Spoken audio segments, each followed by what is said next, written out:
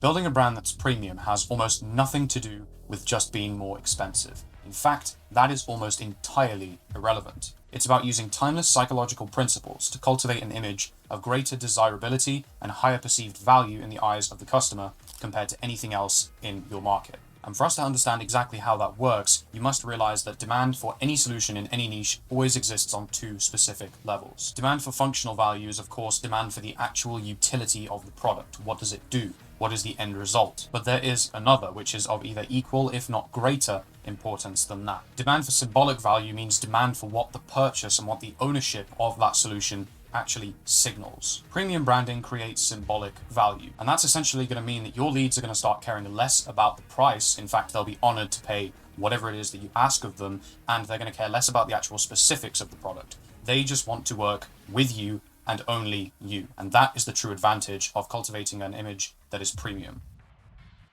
The first thing to know is that if you want to be premium, your brand must have a strong identity. To understand the significance of this, we have to look at psychology. There's this thing called self-congruity theory, and in the context of business and branding, people prefer brands whose image either matches their current self-perception, how they see themselves, or how it is that they would like to actually be seen. Essentially, people are going to buy into identities that feel congruent with themselves. And that congruency can show up in two specific ways. First off, it's going to be reinforcement. So your brand identity is going to be aligned with their current self-concept, how they see themselves currently, and they'll buy into that because they find it relatable. Or it's going to be aligned with their aspirational, their dream self-concept, how it is that they would like to see themselves. And again, they will buy into your identity because they want to be that. Rolex has positioned themselves as the watch to buy when you are successful and you've made it. We all know that Rolex is not the best watch in the world, but no other watch symbolizes a level of success and achievement like Rolex does. If you're a successful person and you know it, you'll buy a Rolex to commemorate it. And if you want to be seen as a successful person, again, you will buy a Rolex. And strongly led by Steve Jobs' philosophy of pushing the boundaries of what humans can do, if you own an Apple product, you are a part of moving humanity forward. This mission, this greater identity of being at the forefront of the technological revolution. What's really important to know about having a strong brand identity is that you don't really get chosen for your level of expertise or your skills. That's not to say that you should be incompetent and it doesn't matter, because of course it does. You need to be able to offer a good quality solution. However, it's your skills that get your foot in the door, but ultimately it's the brand that you have and the identity, what you signal, that's what gets you selected. If we look at a practical example of this, let's say that I'm trying to invest in a mentor, and we have mentor A. What is this guy doing, man? We have Mentor A, which is like the Miami LARPer, the guru archetype. And this guy would offer me a 4 times MRR. That's a pretty big return on my investment. However, there's Mentor B, which is less a guru and more a philosopher founder. If I worked with Mentor B, he would offer me a 2x MRR. Now, admittedly, Mentor B would offer me a lower return on my monetary investment, but I would not actually go with Mentor A, I'd go with Mentor B. And I'm sure that you would go with whichever is more aligned with you. Because ultimately, there's no point buying into a mentor that may offer you more money, but they don't have morals, ethics, values, identity that's aligned with you. You would feel like a fish out of water. If your identity tells people who you are, then your story is what's going to legitimize that. Otherwise, anything that you say is essentially an empty claim. The story is what explains why you are the way you are. I'm going to explain to you storytelling like you've never heard it before. As somebody who spent their entire childhood dealing with stories, I can tell you that it is not just a tool to improve your attention. There's a lot of people online that are trying to talk to you about storytelling as just this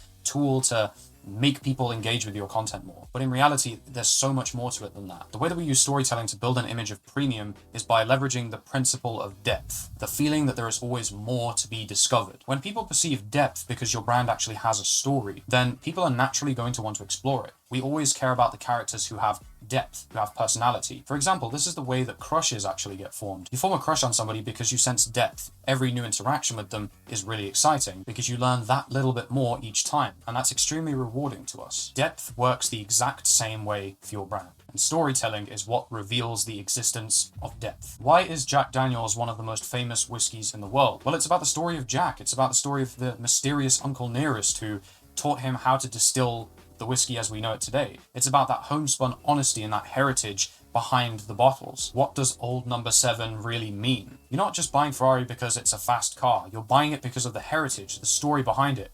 Enzo and his pursuits to make the best engines in the world. And so the thing to know about having depth and having a story around your brand is that commodity brands or value-based brands, so these are people that just show up, give you like 5 tips on how to do this, instead of actually appear like they have a real character behind them. Those kinds of brands are quickly exhausted. It's not very long before you've seen everything. But premium brands keep people coming back because it's that feeling that there's always something more to be discovered, venturing more into your world. Now, an identity and a story is kind of just words. They're sort of abstract concepts. But this next pillar is exactly how we make those abstract ideas into physical, tangible things that can be felt and experienced. Of course, I'm referring to aesthetics. Aesthetics is your brand's identity and story given physical form. That's the simplest way we can define this in this context. But what actually makes one aesthetic direction over another premium? Well, I can tell you that it is refinement. And when I say refinement, I mean the removal of everything that does not directly reinforce your brand's identity. There's this quote from the writer and pilot Antoine de Saint-Exupéry: "Perfection is achieved not when there is nothing more to add, but when there is nothing left to take away." You must understand that every visual item either reinforces your identity and story,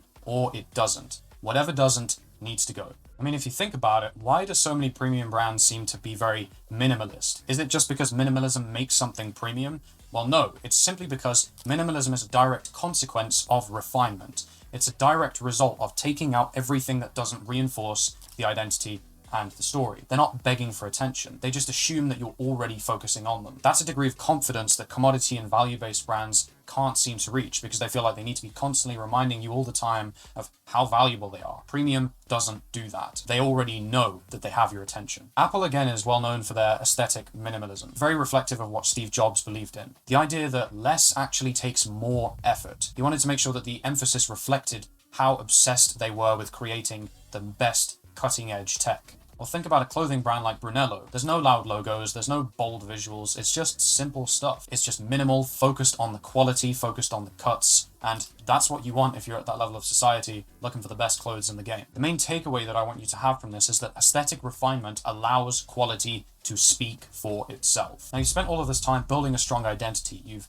told a story, you've revealed that there's layers and layers of depth and complexity, a whole world behind you, and you've visualized that through aesthetics and specifically the refinement of your aesthetics. But if you were to do this and anybody was allowed in, well, it would stop being so highly desirable and premium. The last pillar of what makes a brand premium is exclusivity. I mean the deliberate restriction of access to you and what it is that you offer. Exclusivity is about preserving meaning. It's about preserving the world that you have. Ferrari are all about exclusivity. They actually have a blacklist. It's kind of like an urban legend in the car scene. But essentially the blacklist is just something that you get put on if Ferrari don't think that you are a good fit for their cars. You don't respect the heritage. They also downright refuse to sell limited run models to anybody who doesn't have prior relations with the brand. You actually have to send a letter to the HQ in Maranello to actually get their blessing to make modifications to your cars. Similarly, Hermes is known for being very, very selective and restrictive with who they sell a Birkin bag to. The Birkin is an extremely difficult bag to get your hands on. The ownership of that means a lot. The amount of time that they put into those products and the amount of heritage that they have behind it makes them want to be extremely selective with who actually they do sell stuff to. That's why they don't make many of them. And ultimately, I can sum it up like this. Exclusivity is protecting what ownership signifies. And so that is how you build a brand that is premium. If you're able to take these timeless principles that I've given you in this video, implement them into your own personal brand, then I guarantee that you are going to have a greater image of desirability and higher perceived value. You will have people wanting to work with you so bad that they will not care what you charge. If you're interested in me and my team looking at your own brand to really elevate your personal brand and take it to the next level, then you know where to find me. But that's all I have to say on that. I'll see you in the next one. Have a great rest of your day.